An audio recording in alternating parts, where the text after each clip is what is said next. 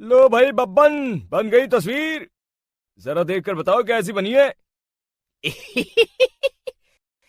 अरे भाई मोहन, मेरी सलाह मानो तो तुम रहने ही दो।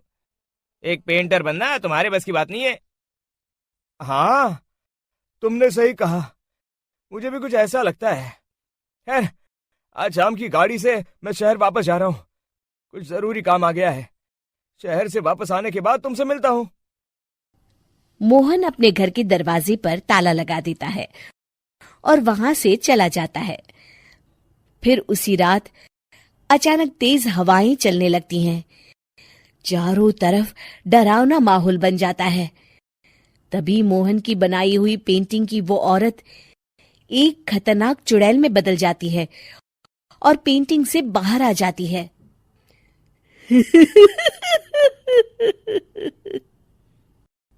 चुड़ैल घर के बाहर चली जाती है। वहीं दूसरी तरफ दो चोर लाला सुखीराम के घर से चोरी करके भाग रहे होते हैं।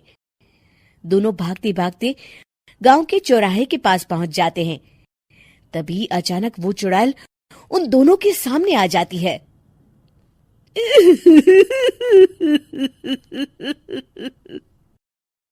अरे मर गया रे! ये चुड़ैल कहाँ से आ गई? अरे मैंने तो तुझसे पहले ही कहा था कि आज अमावस्या की रात है। आज हमें चोरी नहीं करनी चाहिए। हाँ भाई बिल्ला, तुमने बिल्कुल सही कहा। जरा इसके दांत तो देखो, कितने बड़े हैं। चुड़ैल उन दोनों की तरफ बढ़ती है। अरे चुड़ैल दीदी, तुम चाहो तो ये सारे पैसे और जेवर ले लो, लेकिन हम दोनों को कुछ मत करना।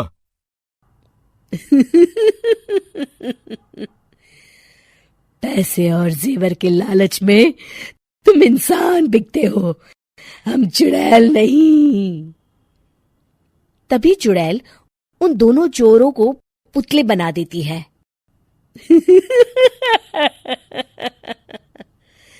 मैं किसी को नहीं छोड़ूंगी। अब कोई मुझसे नहीं बच सकता।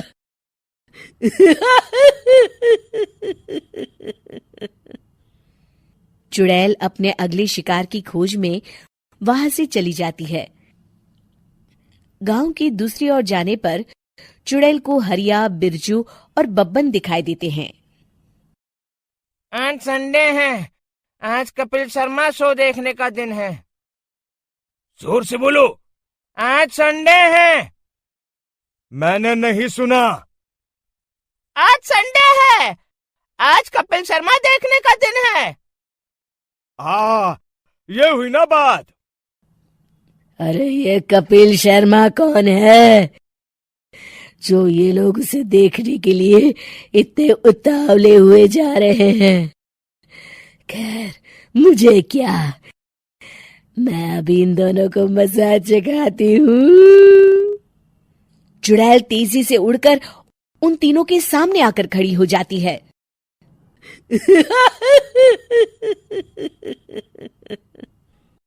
कपिल शर्मा शो बाद में देखना, पहले मुझे देख लो।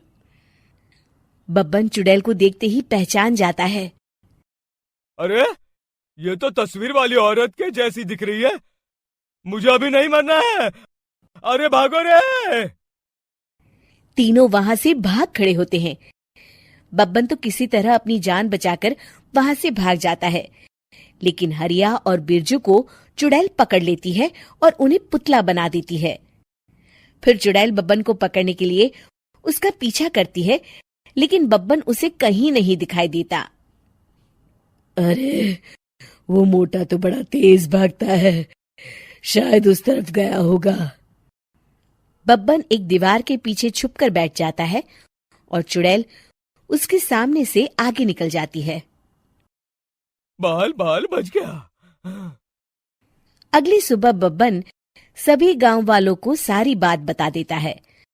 फिर उस चुड़ैल के डर से रोज शाम होते ही पूरे गांव में सन्नाटा छा जाता था और कोई भी अपने घर के बाहर नहीं निकलता था। अरे ये क्या हो गया? इतनी देर से घूम रही हूं, अभी तक एक भी आदमी नहीं मिला। अरे कहां मर गए सबके सब? चुड़ैल वहां से चली जाती है, इस तरह कुछ दिन बीत जाते हैं।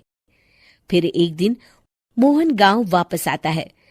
बब्बन उसे बताता है कि उसकी बनाई तस्वीर से एक चुड़ैल बाहर आ गई है। मोहन समझ जाता है कि ये कोई आम कागज नहीं है। वो जो भी उस कागज पर बनाएगा वो असलियत का रूप ले लेगा। अरे मोहन भाई, अब तुम क्या करने वाले हो? मेरे पास एक बहुत बढ़िया तरकीब है। मैं इस कागज पर उस चुड़ैल की एक ऐसी तस्वीर बनाऊंगा जिसमें वो तपती धूप के नीचे खड़ी दिखाई देगी, और फिर जैसे ही सवेरा होगा वो चुड़ैल इस कागज से निकलकर बाहर चली जाएगी और सूरज की तेज धूप में जलकर राख हो जाएगी। मोहन बिल्कुल वैसे ही तस्वीर बना देता है और जैसे ही सवेरा होता है वो चुड़ैल कागज से निकलकर बाहर धूप में चली जाती है और सूरज की गर्मी बर्दाश्त नहीं कर पाती और जलकर राख हो जाती है।